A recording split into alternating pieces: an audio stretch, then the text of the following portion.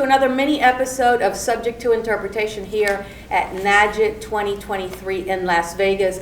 I am here with Miss Judy Jenner. She is a Spanish federally certified court interpreter as well as a conference interpreter. She is also a Spanish and German business and legal translator. She's the blogger of the Entrepreneurial Linguist, and she is an extremely on-demand speaker for conferences all over the world. Welcome. Oh, thank you so much. Wow, did my dad write this or something? Or my mom, maybe? Well, so we're in your hometown, Las Vegas, right? How does that feel? We are. It's great. I love it when friends and colleagues come to my town. It makes me super happy to tell them about my city, to give them tips and tell them where to eat and what to do. I really love that part. I've already hosted several dinners at my house this week. It's really nice to welcome people to my town. Well, thank you so much. We love your enthusiasm. And what we also love is that this morning you actually launched the NAJIT conference with your keynote speech, right?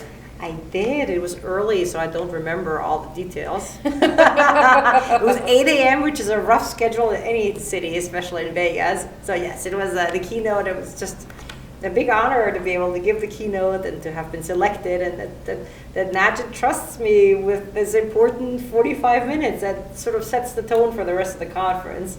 So it's I'm still sort of coming down from the emotional high of delivering it and getting this lovely feedback from my colleagues, my friends. It felt really good.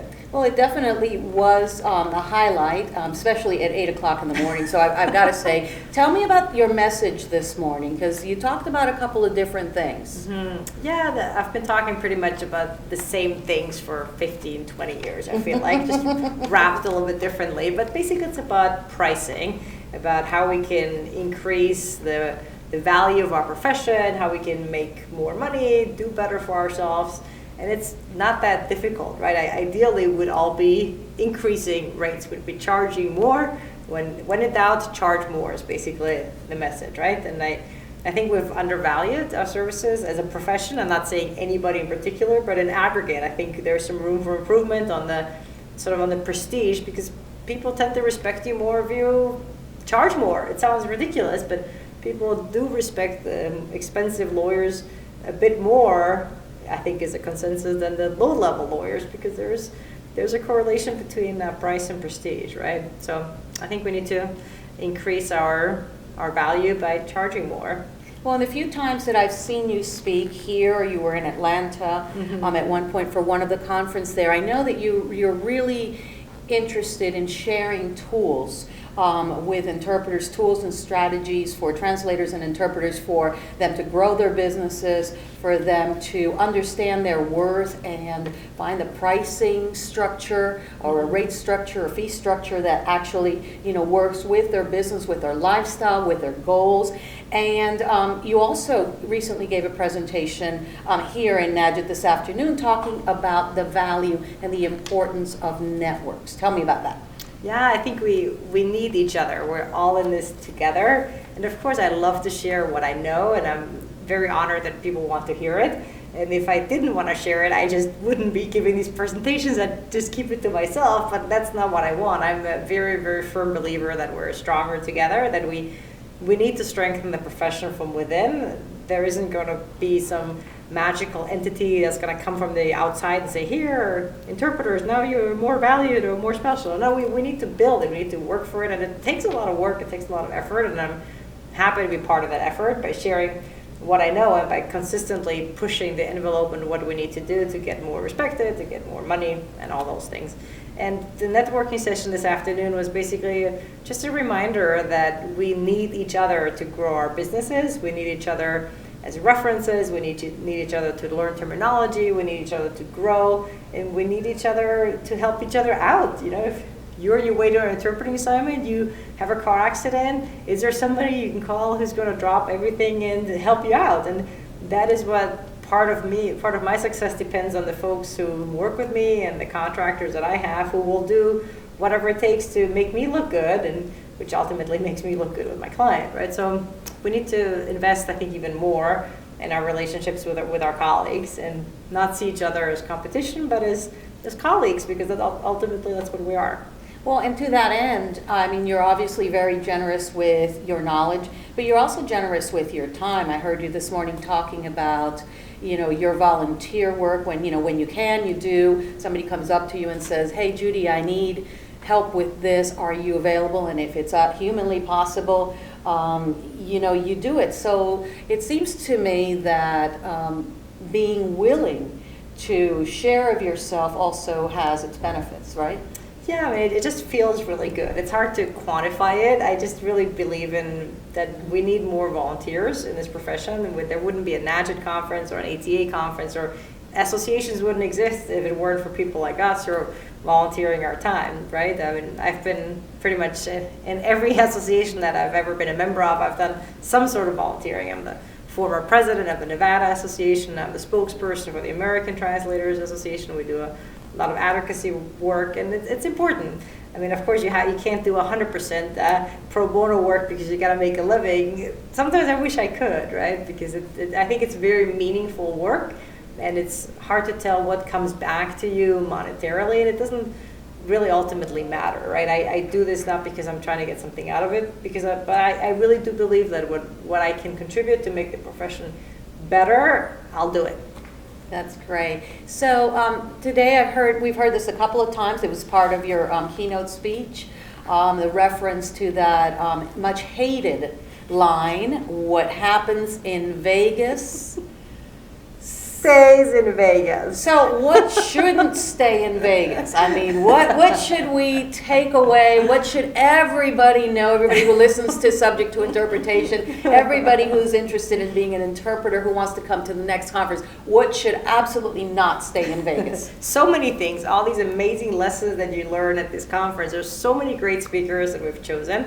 I don't even know where to start. Nora Diaz about technology, for example, and Jessie Liu talking about Czech interpreting.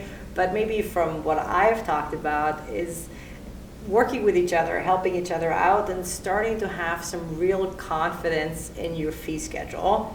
So often I'll hear my colleagues saying, "I don't feel comfortable billing this and that because I'm afraid," and there's all these weird fears that we have, all this negotiating against ourselves that we do. So maybe the message is try to leave those fears behind. I know there's always risk when you change something, but next time a client comes to you, bill a little bit more, change the working conditions, say I want to push the envelope. Maybe that's what should definitely leave Vegas and spread through the world, or at least the country, right? That we have a long way to go, I think, as a profession to be as valued as we should be. I think we are being valued, but oftentimes it feels like not enough. And of course, we can't change what clients think, but we can change our end in terms of being more assertive and saying this is a professional service and there's a cost associated with it. And I think by price is when you start pushing things forward a little bit. So maybe that's the main message. Well, thanks for those words of wisdom. Now, one thing that is in your bio, and maybe our viewers and listeners don't actually know about you, is that you have a hobby. And that hobby has to do with airports. Yes. It's a silly little thing. I travel a lot for interpreting assignments, and I try to memorize the airport code of where I'm flying into because I think it's a sort of a fun little memory exercise.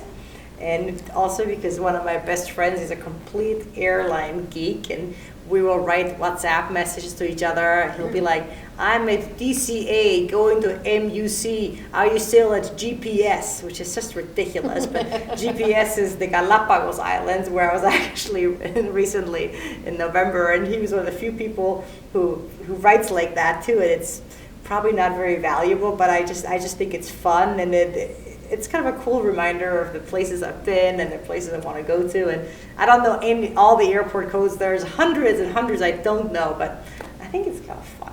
Well, I'm an airline brat, which means that I grew up overseas, my dad working for Pan American. So you're going to kick my butt. She's going to kick my butt. So I have a little quiz for you. Oh, my God. And the prize is a 25th anniversary T-shirt from the Namora Institute of Interpretation. So let me see.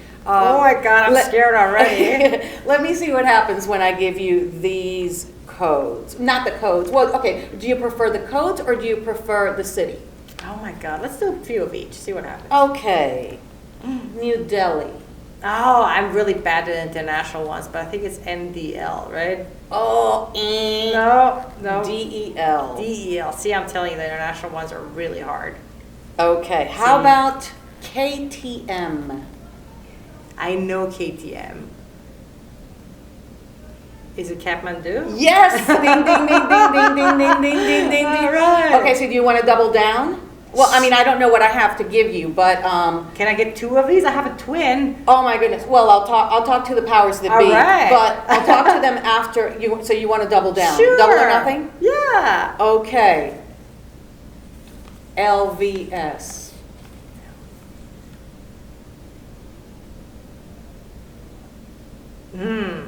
Can I call a friend? Seriously? LVS. It's not LAS because Las Vegas is LAS, but LVS. Oh no, it isn't. It's LVS. No, it's not. I bet you $1,000 that it's not. And I wrote it down wrong. Oh my God, this is hilarious.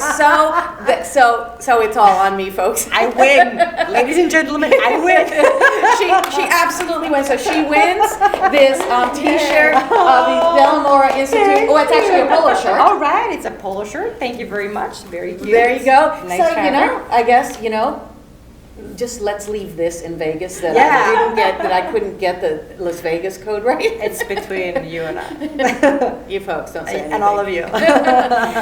Thank you so much, Judy. It's really been a pleasure Thank you. hanging out with you. We won't tell them about the party last night. No, which party? Which party? No, absolutely not. But thank you so much. Thank you for your enthusiasm. Thank you for being such a loyal friend to NAJIT and to us interpreters. The ones who have come in and you've been here, hold their hand and help them through. So thank you very much. Of course, it's been my pleasure, and I'll see you soon. Absolutely. Bye. So everybody, thank you so much. This is the end of our little mini episode that we've done here at NAJIT 2023. Don't forget, it is the 25th anniversary of the Delamora Institute of Interpretation. So we've got lots of fun things coming on between now and the end of the year. And thanks for joining us. Take care.